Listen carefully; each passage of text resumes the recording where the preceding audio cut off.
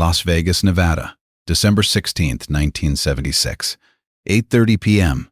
The International Hotel's main showroom is packed with holiday revelers eager to see the Jackson 5's Christmas spectacular. But tonight's audience includes two very special guests sitting in a private booth, overlooking the stage: Elvis Presley and his 8-year-old daughter, Lisa Marie. Elvis adjusts his sunglasses and watches the stage setup with the calculating eyes of a veteran performer. At 41 years old, he's been the undisputed king of rock and roll for over 2 decades, but lately, he's been feeling the pressure of younger artists nipping at his heels. Lisa Marie bounces excitedly in her seat, completely unaware that she's about to witness a moment that will shape both her future and the future of popular music. She has no idea that the 18-year-old performer taking the stage will one day become her husband. This is creative storytelling inspired by the documented 1976 meeting between Elvis Presley and Michael Jackson, a pivotal moment when two musical dynasties collided in the entertainment capital of the world. The lights dim, and the Jackson 5 burst onto the stage with their signature energy. Michael Jackson, now a young man of 18, has evolved from the cute kid who sang "I'll Be There" into a serious performer with his own distinctive style. But tonight, he doesn't know that his childhood hero is watching from the shadows. Michael moves across the stage with a fluidity that catches Elvis's attention immediately. This isn't the manufactured boy band choreography that Elvis expected. This is something new, something that combines the showmanship of James Brown with an innate musical intelligence that can't be taught. "Daddy, he's really good," Lisa Marie whispers to Elvis, completely mesmerized by Michael's performance. Elvis nods silently, but his mind is racing. He recognizes something in Michael's stage presence that reminds him of his own early performances: a hunger, a need to connect with the audience that goes beyond mere entertainment. During the Jackson 5's performance of Dancing Machine, Michael executes a series of moves that would later become legendary. Elvis leans forward in his seat, studying the young performer's technique with the eye of someone who understands what it takes to command a stage. "He's not just performing," Elvis murmurs to himself. "He's creating something new." After the show, Elvis makes a decision that will change the course of music history. Instead of leaving quietly through the VIP exit, he sends word backstage that he'd like to meet the Jackson 5. The message creates a buzz of excitement among the brothers, but for Michael, it's overwhelming. Michael Jackson has idolized Elvis Presley since childhood. The walls of his family's Gary, Indiana home were covered with Elvis posters. He studied every Elvis performance, memorized every song, and dreamed of meeting his hero. Now that dream is about to come true, and he's terrified. In the backstage area of the International Hotel, the Jackson 5 wait nervously for Elvis's arrival. Jermaine adjusts his shirt for the 10th time. Tito practices his handshake. Jackie tries to think of something intelligent to say, but Michael just stands frozen, unable to believe this is really happening. When Elvis walks into the room with Lisa Marie's hand in his, the atmosphere becomes electric. The king of rock and roll has an aura that seems to fill every space he enters, and even seasoned performers like the Jackson 5 feel the impact of his presence. "Boys," Elvis says in his distinctive drawl, extending his hand to each of the brothers. When he reaches Michael, he pauses for a moment longer than necessary, studying the young man's face. "Michael," Elvis says, "that was quite a show out there." Michael can barely speak. "Thank you, Mr. Presley. I've been a fan of yours my whole life." Elvis smiles, remembering what it was like to be young and full of dreams. "Call me Elvis, and this is my daughter, Lisa Marie." Lisa Marie looks up at Michael with curious eyes. At 8 years old, she has no way of knowing that she's meeting the man she'll marry 18 years later. But there's something about Michael's gentle demeanor that puts her at ease. "Hi," she says shyly, and Michael kneels down to her level. "Hello, Lisa Marie. You have a very famous daddy."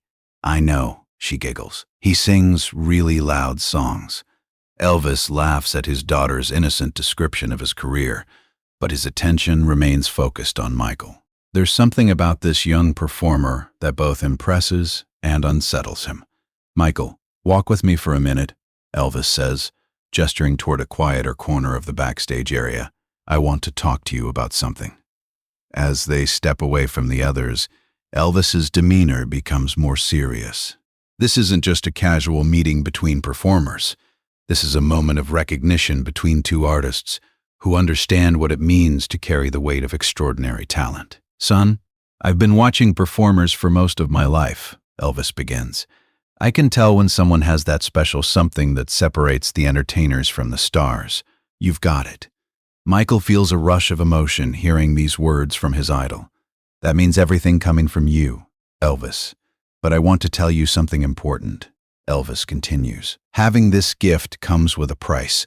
The more successful you become, the more isolated you'll feel. The world will want pieces of you that you can't give without losing yourself."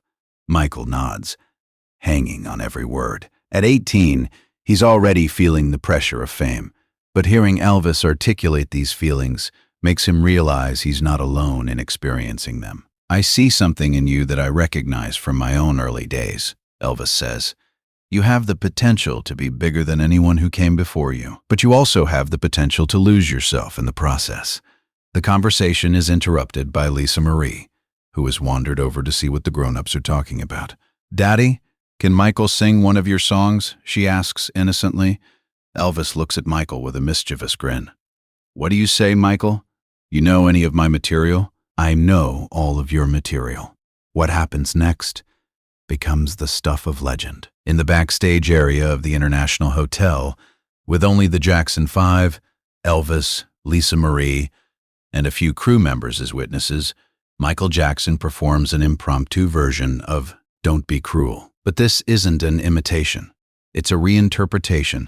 Michael takes Elvis's classic song and adds his own vocal flourishes, his own rhythmic interpretations, his own style. He's not trying to be Elvis. He's showing how the song sounds when filtered through his own musical consciousness. Elvis watches in amazement as Michael transforms his song into something entirely new while still honoring the original. It's a masterclass in artistic respect and innovation, and it confirms what Elvis has suspected since watching the show. When Michael finishes, there's a moment of silence in the room. Then Elvis begins to applaud, slowly at first, then with genuine enthusiasm. That, Elvis says, is how you honor a song while making it your own. The impromptu performance creates a bond between Elvis and Michael that transcends their age difference and their different places in the entertainment hierarchy. For a moment, they're just two musicians sharing their love for the art form that has defined their lives. But Elvis's manager, Colonel Parker, has been watching this interaction with growing concern. He sees the way Michael performs, the way he moves, the way he connects with audiences, and he recognizes a threat to Elvis's dominance in the entertainment world.